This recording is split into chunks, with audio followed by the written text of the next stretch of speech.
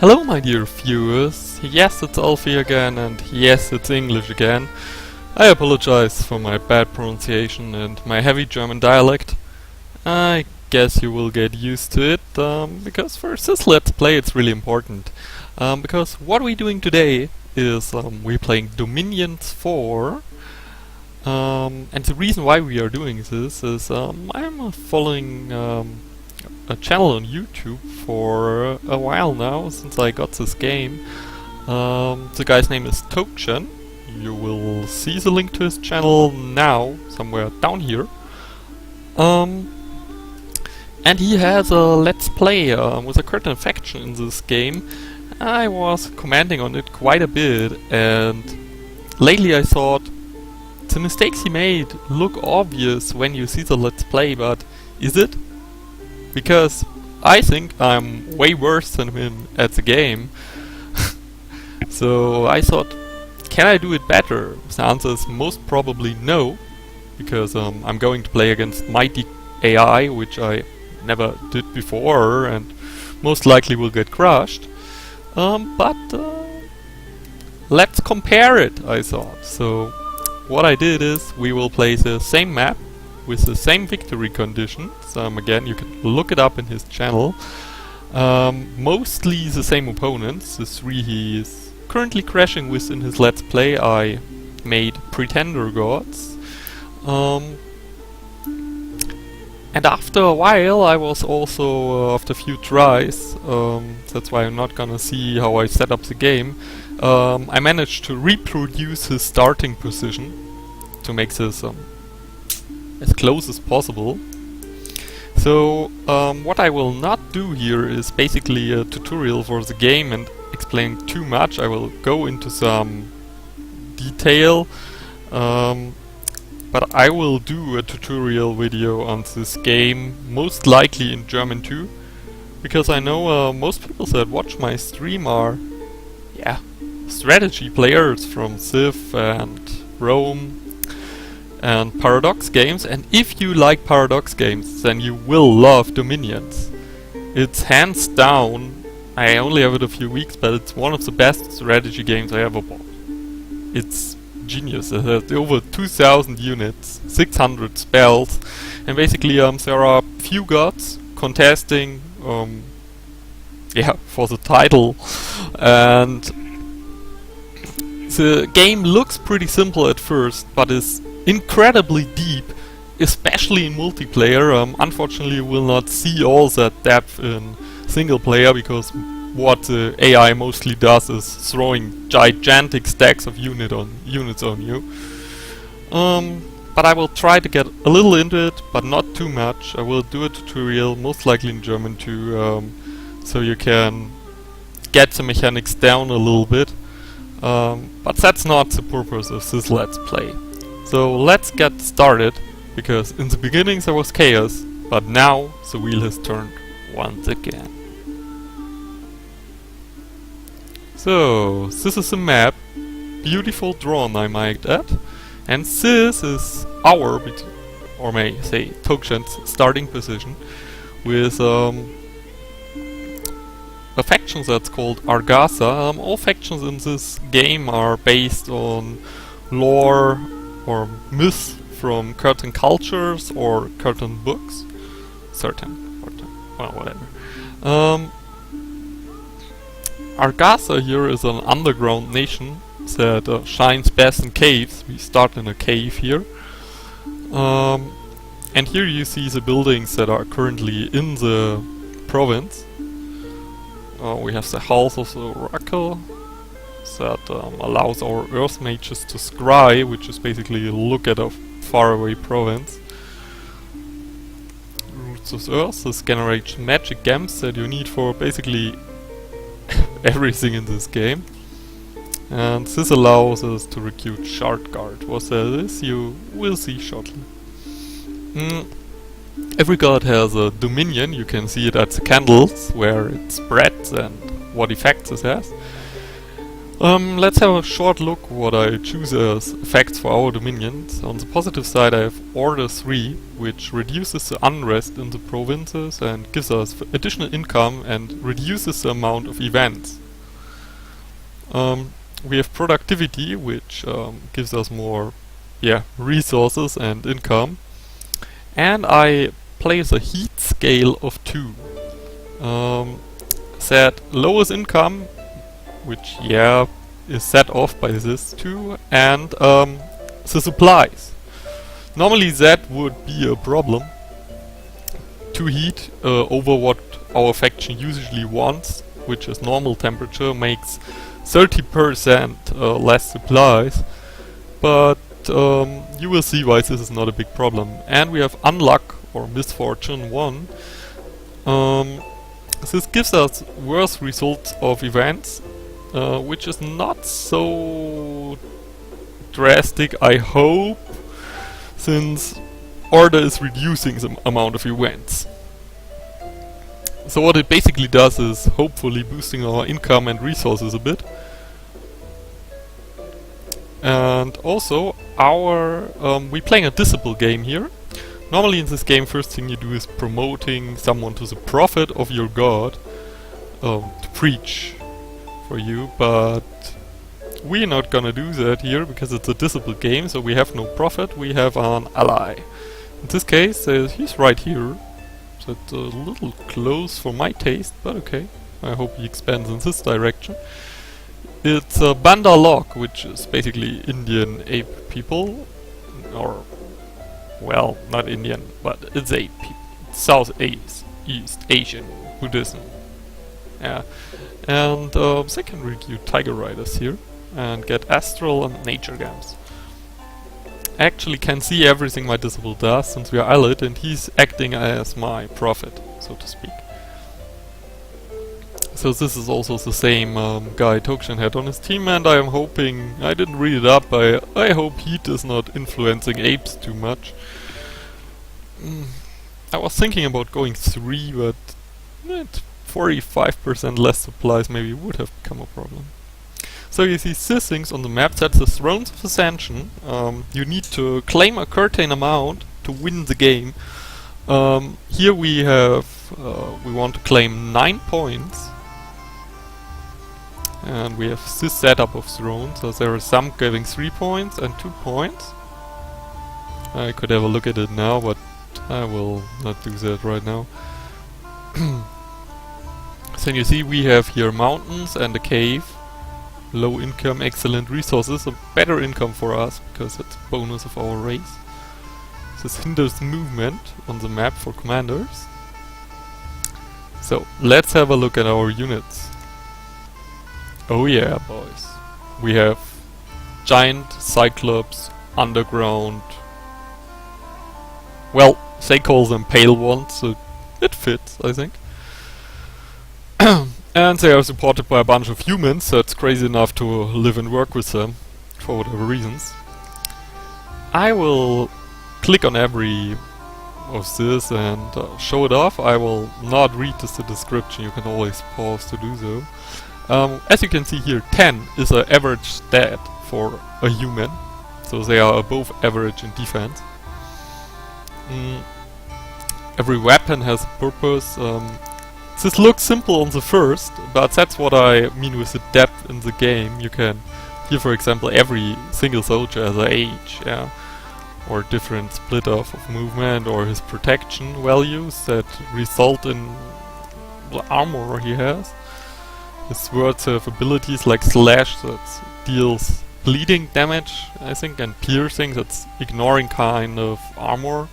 They have Dark Vision 50 because they live underground. Yeah, it's really a lot of detail hidden here.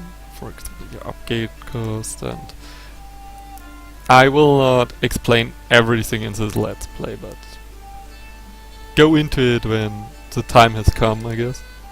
So let's have a look at this. This is, I guess, medium infantry. They have way better protection, cost way more resources. That's basically what you can see. This units here, the 3 basically only are different when it comes to resources.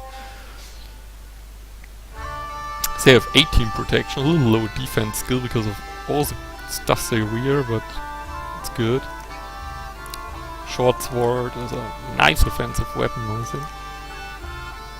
Then we have wet ones, so that's first of all pale ones. They have perfect dark vision, which I hopefully can use. They have a siege bonus, which means, yeah, they have an easier time running down castles. They are cold-blooded, which gives them a problem in cold provinces, so I also hope heat helps a little with that. And that's the thing, they don't need to eat. They eat stones. Well, here are enough stones, so we don't have to worry about supplies with them. And they are amphibian. Yes, you hear right. They are giant compared to humans. They have 18 hit points and size 3. A human has size 2. They have one eye. And they are, I don't know, frogs. So, what's not to love about them? We also have them with some armor, which doesn't keep them from swimming. And a shield, which is important when it comes to getting shot at, even if it's just a little. And then we have the Defender of the Hall, which gets a bonus when he defends castles, as well as sieging them, so not bad. He's poor amphibian, which gives him some negative stats when he's underwater. Yeah, most likely because of all the stuff he carries. But his stats are way above average. They have a poor attack skill, but we will see and find a way to offset that. So then we have troglodyte slaves, which are, well, slaves, which is not so good for their moral if they don't get commanded by a taskmaster. And their animals have perfect dark vision, and they have trample, which is a very important ability when playing against the AI, because it's pretty hard to counter for it. They basically stomp on everything that's smaller than them, which is a lot because they have size 4. So the damage they do with that gets a little lower if something is bigger, but as long as it's smaller it can get stomped. And since a horse is size 3, if I recall correctly, they also can stomp horses, which is okay. And they have a lot of strength. Then we got the ancient pale ones. They are, well, big. They are sacred, which means they can be blessed by our priest with the power of our god, depending on what magic path you choose for your god. This will have different effects.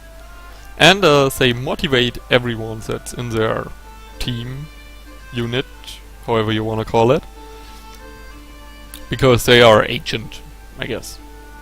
Because I cannot see them holding big inspirational speeches, but okay. They can throw boulders here, or stone hurlers, as you would think of, which is an interesting weapon. Well, weapon. The strength divided to 3, and damage is highly dependent on their strength too. So if we could find a way to bump that up, it would help. But I'm not sure if we will use that. They are also size 4. We'll see. I will have some, but maybe the close combat ones with the armor and the shield to pump the morale of our other troops. They also have the other stuff, cold-blooded, need no eat, siege bonus, dark vision. I just see that one has more HP actually. Well, but he's 5 protection more and way more defense. So I guess for our close combat troops I will roll with this one. Then we have the Shard Guard, which is a strange breed. You can all read about it here, between some slug thingy and the pale ones. Yes. They are cold resistant, poison resistant, in addition to the usual need no eat amphibian, and here sacred too. This is their shard glaive. It's a weapon out of obsidian that has the ability to curse the unit it hits, which is very good in case you are not killing all enemies, which I hope to do. That's why some spells that are very good in multiplayer I will not explain too much about here, since, well, I don't want to let the AI run, I want to slice them up. So we will see how much of them we will use. I think they have pretty death chant. They have one attack skill more than most of our troops, good protection. They have a shield and that damage is serious business. And it's length 4. The length of weapon comes in play when someone with a... basically it's when someone with a shorter weapon attacks someone with a longer, the one with the longer will get a retaliation attack. Retaliation. Hard word. Good, so that are our normal troops. Then you can recruit one commander each round. Agartha doesn't come with too much fancy stuff like assassins or spies or troubadours or inquisitors. No, we are down to earth and basic. We have a scout, which is stealthy but cannot lead any stealthy armies around. We also have no stealthy troops because, let's be honest, they stand out. Here's mountain survival and forest survival, which is pretty self-explanatory. Yeah, well, he will run around and scout stuff for us. We have a captain who can lead our troops and can be equipped with a lot of magic items. We have a troglodyte trainer, which actually has Beastmaster to improve the moral of animals, and Taskmaster to improve it for slaves, and troglodytes are both, so they get a big moral boost from that guy. Then we have Pale One captains, which are inspirational, so our humans are very happy to be led by a freak. We have Attendants of the Oracle, which are basic priest level 1, so they can cast simple priest spells. Maybe not see too much of them. Then we have Earth Reader, which are also priests, and level 1 Earth Mages. This will be the guy we recruit most, I guess, because they are pretty cheap when it comes to gold cost. They have a very low upkeep because sacred troops are following their god basically cheaper. And they're also one of the reasons why I feel Misfortune can be picked, because they have Fortune Teller 3, which can prevent bad events if you have enough of them, basically. So we also have Golem Crafters, which hopefully will craft some golems for us. They have Fire 1, Water 1, 2 Earth, and will be hopefully our workhorses, which also fire resistant and cold resistant, but unfortunately old age. So they, well, they have some problems and will maybe drop dead soon, but we will see if we can forge an item or make a deal with the devil to get around this. They are not cheap for sure, so I don't want them to drop dead from a heart attack whenever they see a troglodyte. Ancient Lords, and these ancient guys, you see, they can get ancient here. They also have Inspirational 1 and are sacred, so they can be blessed and equipped. So we will maybe equip them to kick some serious ass. If someone wants to be one, post a comment. And we have the Oracle of the Ancients. These guys need 2 turns to recruit, cost a fortune. They bring 3 Earths, 1 Death, and a 100% chance to get one of those 4. So Fire, Water, Earth, or Death, and a 10% chance to get 1 more. So in best case they are, if he ignores the 10%, they are 2 Death or 4 here, because that would be helpful. They also Fortune Teller 10, so way better than preventing that, and have the usual Pale One stuff like Amphibian, Need No Eat. They will be our elite mages. So after I explained all that, let's get going. I don't want to attack a province yet, simply for the reason I cannot see what's there at the moment, and I don't want to make a crucial mistake right at the start and look like a fool. Unfortunately, he cannot construct anything here because everything is built already. And he can't do anything useful, so he will patrol. And we will recruit some units. We will start with a researcher.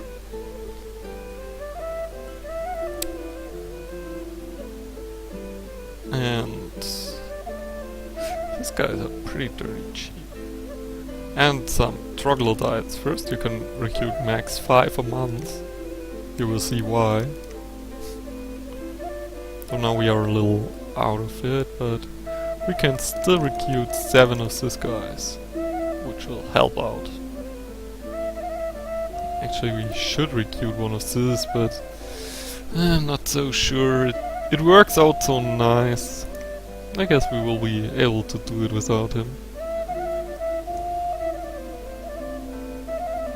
I could try to risk attack one of these provinces. Most likely just other pale ones.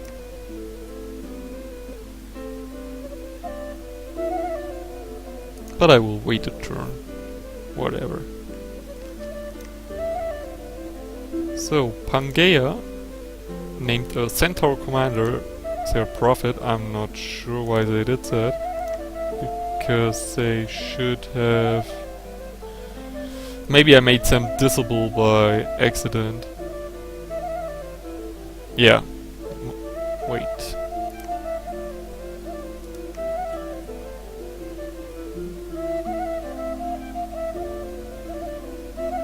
Yeah. Well, yeah. My mistake. They are disable. But okay. They will do okay. So now we see this would have been a mistake. There is heavy cavalry. We could have maybe taken down this, or most likely this. Or this. But we cannot go here, it's a mountain pass and it's still frozen. Our heat 2 is not enough to get it open in the summer, maybe in the summer. We have 30 pale ones here, I guess we can beat that. Cannot go here either. So this would have been risky, it's way more safe now. With our new troops. Let's compare some morals. This guy's 13, 13, 12. So you friends will be in one team. You here and you here. They will not have a very good morale. Well, it's okay. Could be better, but... They will attack the rearmost enemy. So in this game you don't play the battles yourself, you plan the battles in advance and then hope to be one step ahead of your enemy. Which is especially interesting when you play against humans, of course. But that's... maybe we can... I don't expect any fancy tactics from the AI, but... well, I was wrong about that before. So they will guard our side and attack archers, I guess. So, do we want to take out that guy? It's this guys. Our ally also didn't move. He will most likely try to move here or here, maybe here, because he can spread out more, which I don't like. I want him to spread away from us. That here are way too many guys. And this is a throne, it's guarded by or roughly 180 units. So nothing gonna happen here. These are 10 actually. We should be able to beat 10 guys. But from here, where can we go? Nowhere. But it looks like there's a village in it, and well, let's have Conrad scout down here.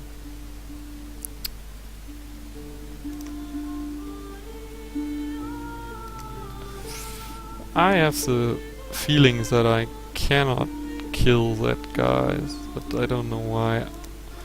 Or if I can kill them, that I will go nowhere, because there is mountain passes and passes without a bridge everywhere, and then I have to go here or here, and I'm not sure if I like it. Well, I have to, because I will do it, no matter. The information here is most accurate, since we have no spy or assassin, but Conrad is still a scout, so he gets some valuable information too.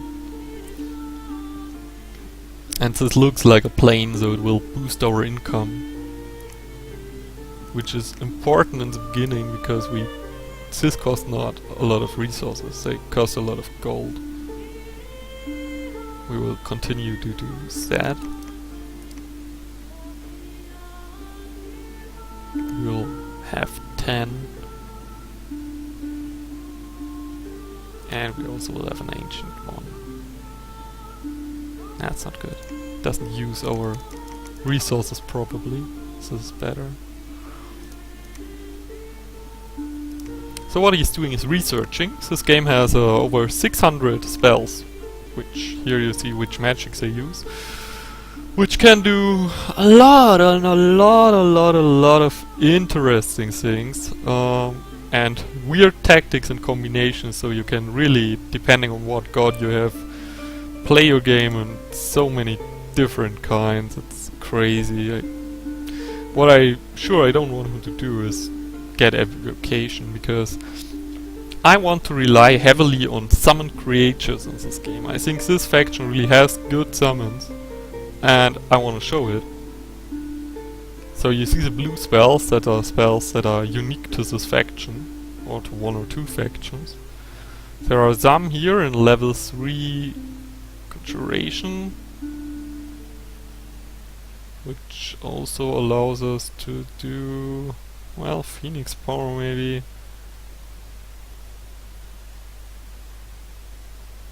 Basically nothing useful else. But first level allows us to summon Cave Scrubs, which is a really good spell in my mind, and can only be cast in caves. Since we started in a cave, let's go with this. So, well, I guess that's it for this turn. Let's hope we expand, probably. So, our ally also choose to move out. Let's see what he brings to the table. Yeah, he is going to that province.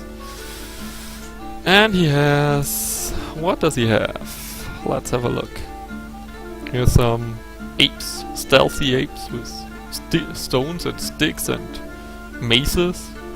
Okay. Looks solid. No protection, but aside from that, seem to be human size. Yeah. This is his leader, gorilla commander. Solid guy, a lot of hit points. Gorilla archers, I am not sure. I feel the gorilla guys should get some maces, but... well, they have a mace. So they're actually not that bad in close combat too. They have at least 18 hit points, not much protection, defense, but good attack skill. And they deal whooping 90 damage. Okay, and he has... these guys. Little undisciplined apes, you cannot give them commands. But they are small. Yeah, there are 5 in one square. And they are archers, so they can't do much wrong. Ah, squares. These are squares. How many can be in one square depends on how big you are. So let's see how they do against these barbarians. Pillaging, undisciplined guys with big swords and They are chiefs leading the charge. Well, they eat some arrows. It's raining. Not good for the arrows. That was a nice hit. Oh, some stick and stones. Oh, the barbarians are handing it to the little apes up here. Oh my god. They slaughters that poor little apes. They actually they... Oh no, this one's running. But all apes that engage with the barbarians got a serious problem. Now let's see what's this one commander. He's losing. They are actually defeating the barbarians. They had some losses, but well, the gorilla is cleaning house. Let's see how we did. So here are our troops. This is some serious business, guys. That's heavy cavalry. They have 15 protection and 16 defense. Everybody who played DSA or D&D will know what it means to make a 9 attack roll against a 16 defense roll. They have 3 attacks. Yeah, they are badass. That's heavy infantry. They have 14 protection, 13 defense. They will be hard to kill. But let's go. Let's go with it. Oh god, they raping our pale ones. Get away from our pale ones. Oh god. Where are our troglodytes? There they come. Troglodytes. Squash their commanders. Here are their commanders. One is dead already. If we kill all commanders, they will run. And it looks like our troglodytes coming in to do exactly not that. Well, oh, now he did. Okay, so now they should run any moment. Yes, they do. And they get slaughtered. Yeah, very good. Yes, perfect. I approve that. We lost 3 guys. Perfect. Perfect. So now we have this. It's actually nothing special here, but it has good income. And castles are drawing resources from the surrounding provinces, and income is global. So now we actually can attack some of this. It's not so helpful because the mountain passes are open now in the summer with our heat. Yeah. So we could try. These are basically goblins. I think we can take on goblins. Come on. Otherwise I would have to push here, but that does not directly benefit our castle, and I first want to capture the provinces that help our castle. At least some of them, because the mountains are giving a lot of production. So now we need someone to lead our newly found armies. And this will be a mounted commander, again, if someone wants to be him. Fast, because when he becomes a hero, you cannot rename him.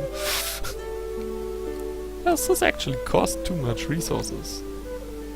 He needs, I don't know, he needs too much resources. So does it mean I need 2 turns to recruit him? I don't know. We will see. In case the answer is yes, then we have to recruit a little bit longer. So now we will recruit an oracle to... oracle. An ancient one. To motivate our troops. Some troglodyte slaves and some pale ones. Yes. So... they are researching at double speed now. I guess that should be okay. Conrad, scout for us.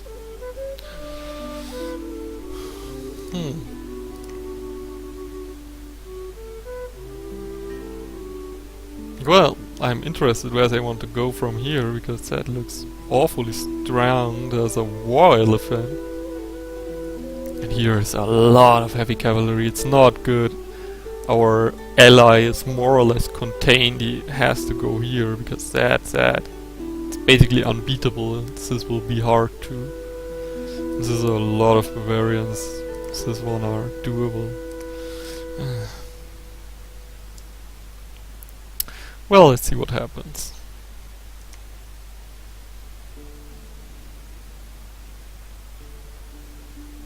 So, ally attacked nothing. Let's see how our battle went.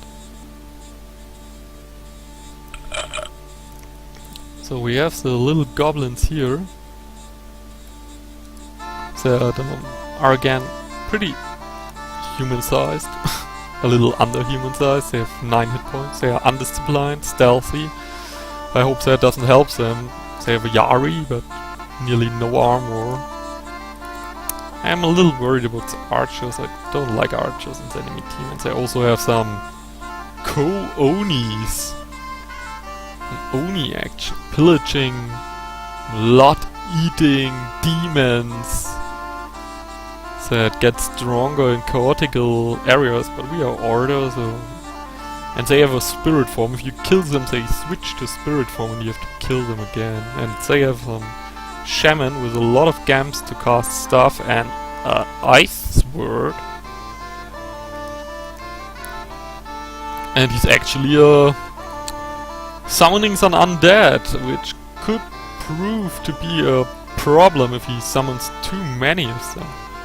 Because they will not run. Oh no, they will not. The demons also will not run.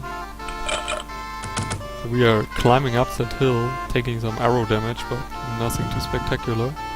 He's throwing stones at our troglodytes. But that looks good.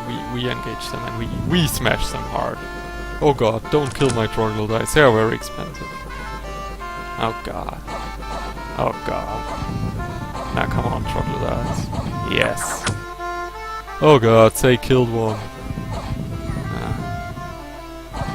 It will be pricey, but it's doable. Yes. Okay. How much did this cost us? 3, but one was a troglodyte. At least they are all dead. Since they are neutrals, they cannot retreat to anywhere. So what do we have here? Phantasmal warriors commanded by ninja sorcerers. I don't like that. Here are easy pickings. I actually should maybe send someone out there. And it indeed takes 2 turns. Suck it. So we will buy some province defense here. There are troops that basically always there and defend the province if someone attacks, and they also will reduce the unrest that piled up by us getting the province. We'll do the same here.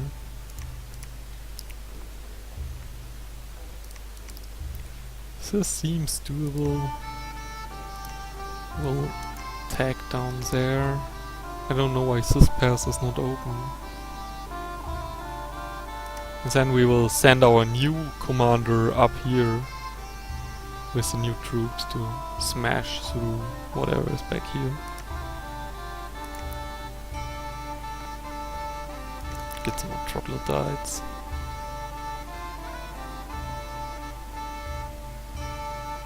Okay, another ancient one. No ancient one. A lot of them. Yes, that's great. Okay, good. I hope they are still strong enough. Not really sure. This is kind of sad, and this is also kind of sad. And we didn't get the ice sword from this little bugger.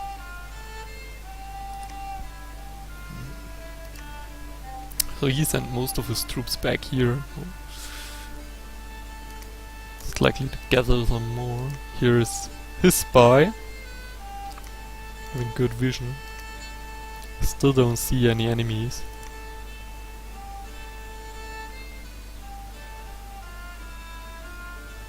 A lot of battles going on. Our ally. Ah, now he's attacking this lizard man. I feared so. He brought some new guys. Here's Bodyguards that helps against assassination attempts. Bodyguard, Royal Swordman Apes. And they are led by the Tivia Chieftain. Okay. There are some of the... Oh, we have a Ape Priest. The Barman. He blessed himself now with our blessing. You can see the bless when you click on this. So what our blessing gives is moral +1, defense +2 and reinvigoration 2. Some people who know the game will know now what I picked, others... well, you will see. And he has... what is that? Dagon the Sage. Somehow he got a heroic sage. That is a good researcher, what he doesn't use him for. And here we see a lot of lizard warriors. This one has a affliction, a chest wound. You can actually get wounded in this game. Every single unit can. For example, if he loses an arm, he cannot carry his shield anymore. And here is their priest, and he is stacked with stones, and he is ignoring the first, casted a spell to ignore the first attack against him. And he's also a priest. They are getting heavy damage from the arrow fire from the little and big apes. And he's trying to curse, he's cursing these poor apes. Curse is something that never leaves you alone. It will stay with your unit forever. Here, this poor guy, he will never be happy again. Let's hope it doesn't happen to our troops. So he rooted that guys. And those ones are running too. Yeah. So they win. Okay. Good. Good for them. Let's look how we did. I hope it's not too close. They have a lot of guys. This is, but this is just militia. It's below average humans, basically. And this is light infantry. They are pretty good. They have javelins, which do a lot of damage in this area. The game, since we play middle area, the game has 3 areas: early, middle, and late. In the middle, there are not too many crossbows, so someone's throwing javelins. It can be a serious pain. They killed already one of our troglodytes. That's not good. Oh, other troglodyte guys cleaning house. Yeah. Their heavy infantry is pretty nasty, and they killed another one. Their commanders killed another troglodyte. Guess I have to go back, get some backup for this army. 2 troglodyte will not win the day. Also, we lost some pale ones, so we basically really dwindling in numbers now. Only the badass humans are getting no damage. We could recruit here, and I guess we will do so. It will take 2 turns for 1 heavy cavalry, but we don't have own cavalry or archers or anything else useful, though. The question now is, where do we spread? Kind of want to go here with him after he pick up the troops. I have the feel we need backup, but we can only get here a goblin chieftain to carry our troops. We could go here, and he goes here, and then we met somewhere. And we leave this area for Bandar Log to expand. But I kinda want that. Because if I build a castle somewhere here in... Is there a cave? No. Actually, he can have it. There is no cave. Okay. I need that. But it's so easy to get. We could get it. And this is possibly more than just 20.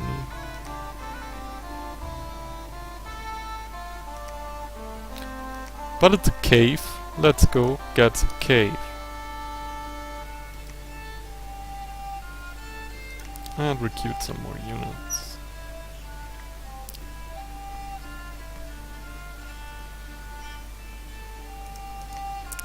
We need a cheap price to go with our troops and bless our ancient ones. We'll get a cheap priest. It's... well, maybe he could do more, but... Earth 1 is not really doing much.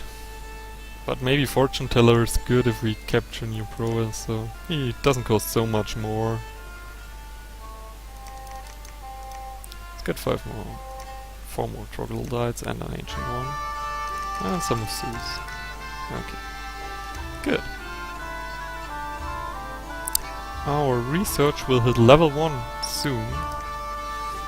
I kind of want Thaumaturgy because you can have spells to search for new magic sites, to find more gems, to cast more spells here, which you should do soon. But we need some oracles to even cast said spells. And the first few levels are mainly astral magic, which doesn't do much for us.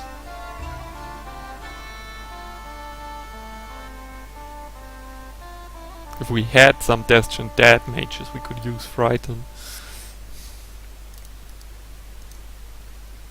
What's the second level here doing? Nothing. Okay.